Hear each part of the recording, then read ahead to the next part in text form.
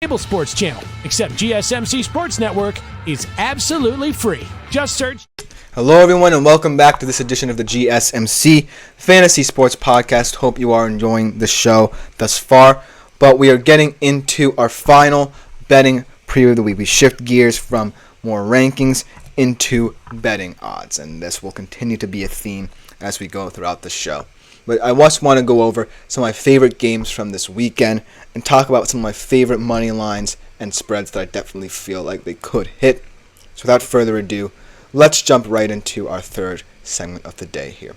Let's start off in the NFC with a tasty showdown we've talked about a lot on this show as we prepare for Week 2, the Bucs and the Lions. This game was perhaps the biggest game of this weekend that nobody wants to talk about because we have games like last night's, and you have games like Falcons-Eagles Monday night. You have games like Bengals-Chiefs.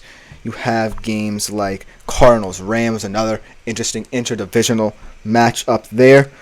But out of all these games, the reason why I like Bucs-Lions is not just because it's a rematch of a playoff game from last year, but it's about two of the most under-respected QBs in the league in Baker Mayfield and Jared Goff. It's about the story of two offenses and the many ways that they've improved throughout the years with these two guys who are thought to not truly be competent enough to carry NFL offenses. And so I just want to shed light on this game. And the best bet that I have for this game is taking the Bucs covering against the spread. And the reason why I say that is they were really close last time. They were a point away on the road in Detroit's only second game in the playoffs since the 1990s, where you had this kind of feeling that the Bucs were a team that could sneak up on people, man. Like, I'm really thinking that this Bucs team this year could be even better because Baker Mayfield, yes, the loss of Canales certainly was a big question for them. But under Liam Cohen, he looks even better, especially connecting with his top two receivers in Mike Evans, Chris Godwin. Both had 100-yard games last week, both with a touchdown. And so, yes, I think the Lions are more capable and competent at developing their game plan and game script better. But the reason why I like Baker Mayfield over Jared Goff in this QB matchup, and the reason why I think he can lead them to victory, is because of his performances out of structure. I think that he's now more comfortable than ever performing out of structure. He can pass from the pocket as well, but when Baker Mayfield plays with structure, time and time again, I will tell you this, it is what his best football comes from. On the other side of the ball, I mean, anything can happen with this Lions team. You look up and down the offensive side of the ball, and you see a lot of talent. But on the other side of things, I think it's kind of telling that this defense didn't fully take advantage of when the Rams became depleted. They allowed Cooper Kupp to really take over the game in the second half, and they also allowed unsung receivers like Tyler Johnson to wreak havoc on them. So I don't really know what to think of the Lions defense right now. They have a lot of upside, but then again, they are not necessarily, proving it on the field. And then the other side, I actually really like the Bucs defense a lot. I think that unit can be a top 10 unit at year's end. The reason why I think this is because I look at it top to bottom. You have guys at every level who are emerging as leaders. You have guys like Vita Vea, Yaya Diaby up front. You have guys in the back end like Antoine Winfield Jr., Jamel Dean, and they're really starting to grow into their own. Yes, last weekend they largely kept the Commanders in check, albeit Jaden Daniels did have a couple of nice touchdown runs there. But at the end of the day, I actually kind of trust this Bucs defense. It's very physical, very gritty against this Lions O-line. I know it's crazy because the Lions O-line might just be the best in the NFL right now, but I just think that if the offense is staying on schedule, if consistently dominating the offensive line scrimmage, then the defense won't have much to worry about, right? And they've seen so many different game scripts. They play them in the divisional round, so they know their tendencies. So I feel like they'll be more comfortable. So I'm taking the Bucs against the spread on the road. In terms of the over-under, I think this game will... Actually, I think this game will hit the under. So I'm going to go Bucs 24, Lions 21 in this game. But that's just my opinion. Let me know what you think in the comments as well. But moving on to the next game here. We're talking about the Cardinals and Rams. This is a much more interesting game than people give it credit for this week. This might be the best game of the week.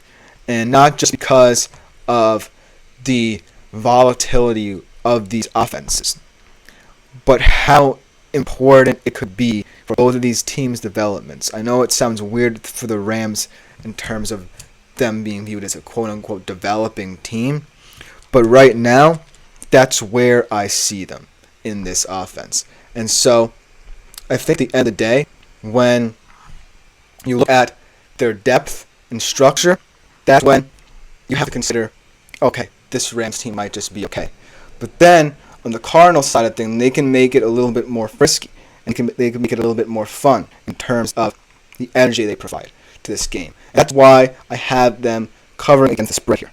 And the reason why I think this is going to be a high-scoring game, looking at the over-under, it's 50 right now, I think that is because of the many ways that this offense can key in on really developing itself. I think that Kyler Murray will eventually get a connection with Marvin Harrison Jr.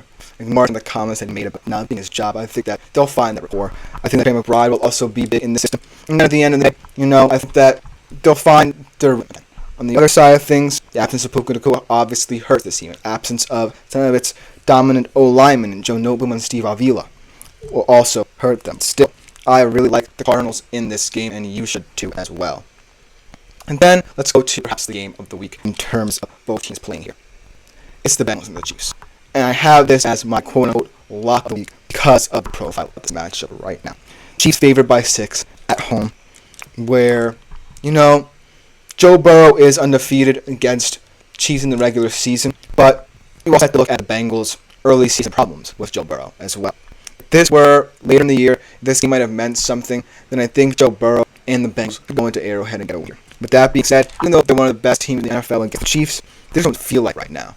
With the whole contract dispute situation, but with the whole Jamar Chase problem, with T. Higgins being infused by fake injury, all that unnecessary noise externally playing into the Chiefs' hands here. The Chiefs looked like a much better well-oiled machine than they did a year ago, and there were a lot of questions about their offense. And even without Marks Hollywood Brown for the long run, who's just placed on the IR, he's still someone who can help them. But right now, I don't think this offense needs as much help as they think. I think that Rashee Rice was an excellent wide receiver one option. Xavier Worthy as well.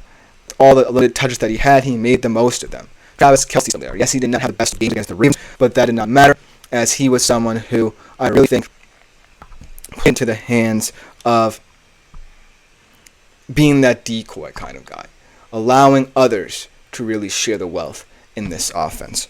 But overall, I think this will be an easier game than people expect for Chiefs. I really hope that the Bengals can get their stuff together and continue to be a dominant force in the AFC. But right now, I just can't see a path where, at this early junction of the season, they're going to have many wins. They have a very tough schedule. They play one of the toughest divisions in the NFL on top of that. And with all the external noise, like I said, it's really not helping their case very much this week. And the last one, a sneaky bet. This is kind of an ambitious one that I just want to throw out there. How about Minnesota Vikings to cover the spread against 49ers? This is a very outlandish one. You have every mean and every right to complain and rant about this when you see it. But I think that the Vikings are a team that, really surprised people in a positive manner. I think that Sam Darnold was timely against New York. He was able to distribute the wealth, not just rely on Justin Jefferson and make this offense less varied. And he kept him on schedule, most importantly. Most importantly, despite that early interception, he really kept the tone of the offense ticking. And going up against the 49ers is his former team, so maybe there are some things there that will help them a little bit. But as of right now, I still think that this offense can't grow and progress in this kind of thing. Whereas the 49ers are in a situation where you have to understand that a large part of what they do comes down to being a team that is so varied, but also in many ways a team that can have its mishaps. And the Vikings can be very timely in this game, be opportunistic, take advantage of certain situations in this game. Then I really like this hit to cover. But let me know what you guys think in the comments, because, like I said, there are some bets here that I'm more confident in than others, but there are also some bets that aren't too far outlandish as well. And I think that as weeks go on, as we get to understand some offense and defense better as well, these bets will start to hit as well. But let me know what you guys think in the comments. But coming up next on today's show, we look at some popular flex options for this upcoming season. Who you would like to have as someone as a utility guy, a guy push over the edge in your fantasy leagues. We'll be right back to discuss them right after this short break.